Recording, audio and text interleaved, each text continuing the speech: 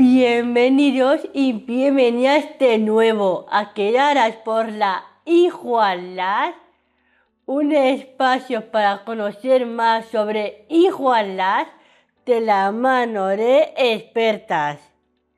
Hoy está con nosotras Lidia Salvador, es médica de familia y especialista de violencia de género, y que actualmente trabaja en la Consejería de Sanidad. Vamos a charlar con ella sobre cómo las y los profesionales de la salud pueden ayudar a las víctimas de violencia de género. Buenos días, Lidia. Muchas gracias por aceptar nuestra entrevista. Buenos días, Paula, y muchísimas gracias a ti y a Plena Inclusión por invitar al sector salud a trabajar con vosotros en estas quedadas.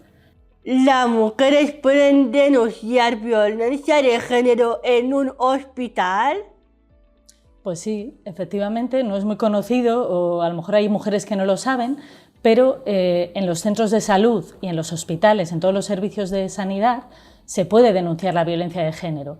A veces precisamente porque van por lesiones y lo cuentan, pero también pues a tu médica, a tu enfermera, a tu trabajadora social de atención primaria, puedes tener la confianza suficiente para decirle que estás viviendo una situación de violencia y que te ayude para derivarte a los servicios más adecuados. ¿Cómo ayudáis en los centros de salud a las víctimas de violencia de género? Pues en los centros de salud o hospitales, lo primero atendemos las lesiones que pueden tener, a veces por agresiones o daños que las han producido. Además de esas lesiones, también cuidamos de su salud mental, de su salud emocional, porque las mujeres que sufren violencia de género pues están muy afectadas, con ansiedad, depresión, y necesitan a veces estar más tranquilas para tomar sus decisiones y saber qué van a hacer en esa situación de violencia. Y por otro lado también comentar que la salud se ve afectada por la violencia. A veces empeoran enfermedades crónicas que tienen y las tenemos que tratar, o aparecen enfermedades nuevas, como por ejemplo problemas de cardiopatía isquémica, problemas respiratorios, dolores crónicos, que también las tenemos que atender a ellas y también a sus hijos y hijas que conviven con esta situación de violencia. Hay que tratarles como si sufrieran la violencia directa, porque la están padeciendo por lo que padecen sus madres. Entonces estos niños tienen también problemas de su desarrollo, problemas en la escuela, cognitivos, de salud mental, también enfermedades crónicas, y también tenemos que atenderles en su salud y derivarles a los servicios que más necesiten. Y otras personas dependientes, por ejemplo, personas mayores o discapacitadas que están conviviendo con la mujer, que a lo mejor la mujer es la que les cuida, pues también en caso de que tenga que salir, por ejemplo, la mujer de la vivienda, pues también hay que buscarles para que vayan a la unidad de convivencia junta y puedan estar protegidas todas, y también atender a sus problemas de salud, que cualquier persona que convive con violencia va a tener afectada su salud, sobre todo emocional. ¿Por qué la violencia de género es un problema de salud? Pues es muy buena pregunta, porque a veces la violencia creemos que solo es un problema social, de relaciones o policial, judicial, pero es que la violencia de género es un problema de salud pública muy importante. Las personas que conviven con la violencia y las mujeres que la sufren, como hemos dicho, tienen muchos problemas de salud crónicos incluso, tienen más afectado su corazón, sus vías respiratorias, sufren dolor crónico, por supuesto enfermedad mental, ¿no? Como depresión, ansiedad. Hay mujeres que intentan suicidarse por esta situación. Entonces tenemos que abordar todos estos problemas de salud, y muy importantes los de los niños, que van a ver afectado su desarrollo. Incluso algunos niños igual entienden que esa es la relación normal, ¿no? Y que tenemos que enseñarles a vivir en una situación más de igualdad y a no ellos luego producir violencia o sufrir la violencia en sus familias. ¿Qué os hace sospechar a una médica o enfermera que una mujer es víctima de violencia de género? Pues efectivamente, las mujeres que sufren violencia de género a veces vienen y nos lo cuentan, con lo cual ya lo sabemos, ¿no? Y tenemos que actuar para protegerla, pero a veces ellas sufren vergüenza, sufren miedo, ¿no?, de que les pase algo más importante, o dependen emocionalmente del agresor, ¿no? Y entonces pues piensan que esto no las está pasando. Y entonces desde los centros sanitarios las médicas y las enfermeras tienen que estar muy atentas a pues, problemas de salud que tengan, mujeres que a lo mejor acuden mucho al centro de salud o que están con ansiedad, con depresión, que las vemos que tienen problemas psicosomáticos, que les duele una parte, luego las duele otra, pero no tienen enfermedades orgánicas claras. Pues en esas mujeres hay que estar muy pendiente porque a lo mejor están sufriendo un problema de estrés y tiene que ver con la violencia de género. Entonces, nosotros en atención primaria, en los centros de salud, decimos que hay que preguntar a toda mujer que tenga pareja, hay que preguntarla a lo largo de su vida si es bien tratada en esa pareja y si está a gusto, para que así detectemos muy prontito que está empezando algo de violencia y protegerla. ¿Actúa está bien con el maltratador?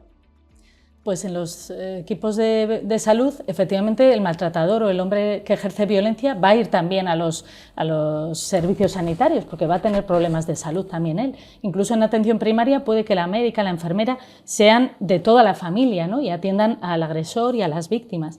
Entonces es importante que los sanitarios sepan primero que esos hombres también tienen servicios de atención psicológicos, ¿no?, para intentar que acudan a ellos. Lo que pasa es que tienen que ir de forma voluntaria, el agresor tiene que querer ir a ayudarse en esos servicios, ¿no?, y derivarle, los profesionales de salud tienen que explicarle lo que está haciendo, que eso se puede evitar y que tiene que ir a un tratamiento, ¿no?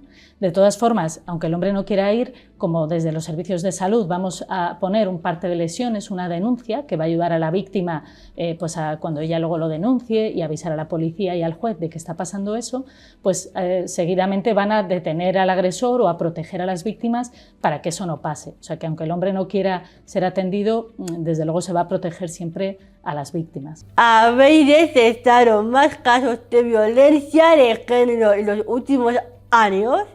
Pues sí que se detectó y hubo una subida muy importante después de la pandemia, porque como había habido muchos problemas para denunciar, pues cuando ya se abrió el confinamiento subió mucho la violencia y en los servicios de salud también lo detectamos. Ahora se está un poco más normalizando a cifras anteriores, pero sí que se va viendo que van aumentando las denuncias, que las mujeres se atreven a denunciar más y nosotros intentamos que los profesionales también pregunten más, ¿no?, y que estén más pendientes de ver si les pasa eso a las mujeres y que todo el equipo esté pendiente de que esto le pueda pasar para detectarlo muy pronto y poder atender a las mujeres. ¿Qué formación sobre violencia de género recibís los y las profesionales? Pues por desgracia todavía no recibimos formación obligatoria, que debería ser en las carreras y en las facultades, ¿no?, donde estudiamos enfermería, medicina, trabajo social. No todo el mundo recibe formación desde su carrera, ¿no? También damos formación a los profesionales sobre las distintas diversidades que hay dentro del colectivo de mujeres. Hay mujeres que sufren más vulnerabilidad ante la violencia de género o que les cuesta más denunciar, o que tienen más dificultades para detectar que sufren violencia. Por ejemplo, pues colectivos de personas con discapacidad, sea física, mental, también mujeres migrantes que lo tienen más complicado para denunciar, o mujeres que están en situaciones, pues, por ejemplo, de consumo de drogas, etc., ¿no? Entonces es importante que los profesionales en esas mujeres estén mucho más pendientes para preguntarles si sufren violencia o para detectar riesgos. También trabajáis la prevención de la violencia de género. Pues sí, efectivamente trabajamos la prevención. Fíjate que todas las mujeres prácticamente en su vida van a pasar en algún momento por el sistema sanitario. Desde que nacen, las niñas van a la pediatra, después cuando son mayores, cuando tienen alguna enfermedad. Acompañamos a la mujer a lo largo de toda su vida. Entonces, hacemos muchas actividades para intentar prevenir esa violencia. Por ejemplo, en los grupos de atención al embarazo, intentamos trabajar con hombres y mujeres pues, que sean corresponsables, que se cuiden, que haya buenos tratos, ¿no? Y también ahora estamos haciendo grupos de mujeres, por ejemplo, donde trabajamos pues sus malestares, su estrés, problemas, y a veces ahí detectamos casos de violencia de género. también estamos empezando a hacer grupos de hombres para trabajar con ellos, el que cuiden en igualdad, el que ejerzan buenos tratos, el que cuiden a sus hijos, etc., ¿no? Y también hacemos actividades en los centros escolares, donde estamos haciendo actividades de educación afectivo-sexual para trabajar la prevención de la violencia, no solo de género, ¿no? También el acoso, etc. Y ahora prevenir mucho todas las ciberviolencias y problemas que hay con las redes sociales. Otro problema son las agresiones sexuales. ¿Qué debe hacer una mujer que ha sufrido una agresión? Pues sí, además las agresiones sexuales estamos viendo un aumento en nuestros servicios sanitarios. Una mujer que sufre una agresión sexual, lo primero que debe ir es a un centro sanitario, un hospital, porque es muy importante y requiere un tiempo corto el recoger, por supuesto, tratar la urgencia vital. Imagínate que tiene unas lesiones muy graves, pues hay que curarla y tratarla, pero también hay que tomar unas muestras para que luego se detecte al agresor y se pueda comprobar en la denuncia, y también para ponerle unos medicamentos y unos tratamientos para prevenir pues, el embarazo o enfermedades de transmisión sexual que puede haber contraído. Pero además, muy importante, va a ser que tenemos que hacer un muy buen apoyo psicológico. Una mujer que ha sufrido una agresión sexual pues va a estar muy hecha polvo emocionalmente, y entonces desde Sanidad debemos acogerlas, tratarlas con mucha sensibilidad, y además esto durante un tiempo largo. Luego en atención primaria deben ejercer un seguimiento de su estado psicológico, porque a lo mejor los primeros días no está muy mal y luego recae o está peor. Es un trauma lo que sufren estas mujeres. Por lo tanto, lo primero, pues al centro sanitario, y después ya le vamos diciendo que otros servicios, ya avisamos nosotros a la policía, al juez, etcétera, para que lo tenga toda la mujer a su alcance. Para terminar, ¿qué les dirías a las mujeres que sufren violencia y tienen miedo de denunciar? Bueno, pues es muy comprensible tener miedo de denunciar, porque además muchas sabemos que están muchos años y no lo denuncian hasta que ha pasado mucho tiempo, y entonces ellas mismas las cuesta, ¿no?, salir de esa situación. Yo lo que les diría es que confíen en sus sanitarios, que confíen en su matrona, en su médica, en su trabajadora social, en la enfermera, porque ellas le van a poder acompañar en el proceso y ella irá tomando sus decisiones poco a poco. Pero, desde luego, si no confía en nosotras o en servicios sociales o en la policía o en su propia asociación, ¿no? Si es una mujer que está, por ejemplo, en vuestra asociación, que se lo diga a alguno de los responsables, etcétera. Porque la única manera de ayudarla a salir de ello es que lo cuente a alguien. Si ella lo guarda en silencio, va a seguir sufriendo y puede tener un desenlace fatal, como hemos visto muchas mujeres. Entonces es importante que confíe en alguien, que confíe, el sistema sanitario somos otros de los ámbitos donde puede confiar, y que lo cuente. Es la única manera de ayudarla y además de darla, porque muchas veces ellas son muy fuertes y no saben que lo son. Nosotras tenemos que acompañarlas para que entiendan lo fuertes que son para salir de esa situación.